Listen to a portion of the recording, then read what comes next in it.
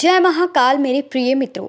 कब और क्यों मनाई जाती है सोमवती अमावस्या, आइए जानते हैं। हर महीने में अमावस्या का पर्व मनाया जाता है। इस दिन भगवान विष्णु और पितरों की पूजा अर्चना की जाती है। इस वर्ष पौष माह में सोमवती अमावस्या पड़ रही है, तो ऐसे में श्री हरि के संग महादेव की उपासना की जाएगी।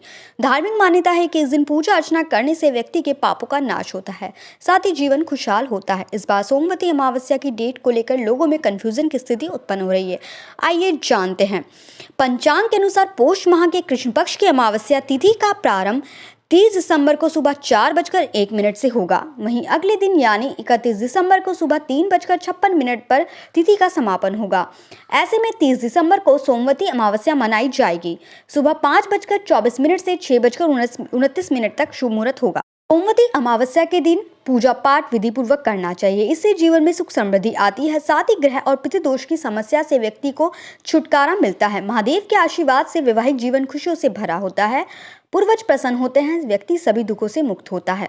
सोमवती अमावस्या की व्रत कथा। गरीब ब्राह्मण परिवार था। उस परिवार में पति पत्नी के अलावा एक पुत्री भी थी। वह पुत्री धीरे धीरे बड़ी होने लगी। उस पुत्री में समय और बढ़ती उम्र के सभी स्त्रियोचित गुणों का विकास हो रहा था। वह लड़की सुंदर, संस्कारवान एवं गुणवान थी, किंतु गरीब होने के कारण उसका विवाह नहीं हो पा रहा था। उस दिन ब्राह्मण के घर एक साधु महाराज पधारे।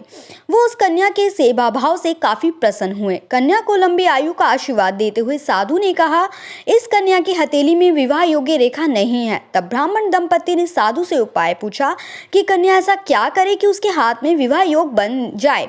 साधु ने कुछ विचार करने के बाद अपनी अंतर्दृष्टि से ध्यान करके बताया कि कुछ दूरी पर गांव में एक सोना नाम की धोबिन जाति की एक महिला ने बेटे और बहू के साथ रहती है, जो बहुत ही आचार विचार और संस्कार संपन्न तथा पति परायण है। यह कन्या उसकी सेवा करे और वह महिला इसकी शादी में अपनी मांग का सिंदूर लगा दे। उसके बाद इस कन्या का विवाह हो तो इस कन्या का वैधव्य मिट सकता है। साधु ने यह भी बताया कि वह महिला कहीं जाती आती नहीं है। यह सुनकर ब्राह्मणी ने अपनी बेटी से धोबिन की सेवा करने की बात कही। अगले दिन कन्या प्रातः काल उठकर सोना धोबिन के घर जाकर साफ सफाई और अन्य सारे करके अपने घर वापस आने लगी। एक दिन सोना धोबिन अपनी बहू से पूछती है कि तुम तो सुबह ही उठकर सारे काम कर लेती हो और पता नहीं चलता। बहू ने कहा, माँ जी, मैंने तो सोचा कि आप ही सुबह उठकर सारे काम खुद खत्म कर लेती हो, तो मैं देर से उठती हूँ। इस पर दोनों सास बहू निगरानी करने लगी कि कौन जो सुबह ही घर का सारा काम करके चला जाता है। कई दिनों के बाद धोबिन ने देखा कि एक कन्या अंधेरे घर में आती है और सारे काम करने के बाद चली जाती है। जब वह जाने लगी तो सोना धोबिन इसके पैरों पर गिर पड़ी। पूछने लगी, आप कौन हैं और इस तरह छुपकर मेरे घर की चाकरी क्यों करती है।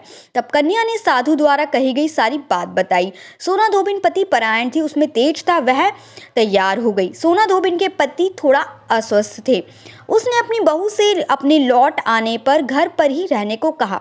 सोना धोबिन ने जैसे ही अपनी मांग का सिंदूर उस कन्या की मांग में लगाया, उसका पति मर गया। उसे इस बात का पता चल गया। वह घर से निराजल ही चली थी, यह सोचकर कि रास्ते में कहीं पीपल का पेड़ मिलेगा तो उसे भवरी देकर उसकी परिक्रमा करके ही जल ग्रहण करेगी। उस दिन सोमवती अमावस्या थी। ब्राह्मण के घर मिले हुए पूरे पकवान की जगह उसने ईंट के टुकड़ों से 108 बार बवरी देकर 108 बार पीपल के पेड़ की परिक्रमा की और उसके बाद जल ग्रहण किया। ऐसा करते ही उसके पति की मुर्दा शरीर में वापस जान आ गई। धोबिन का पति वापस जीवित हो उठा। जय महाकाल मेरे प्यारे मित्रों, तभी यही वजह है कि सोमवती अमावस्या का व्रत रखा जाता है।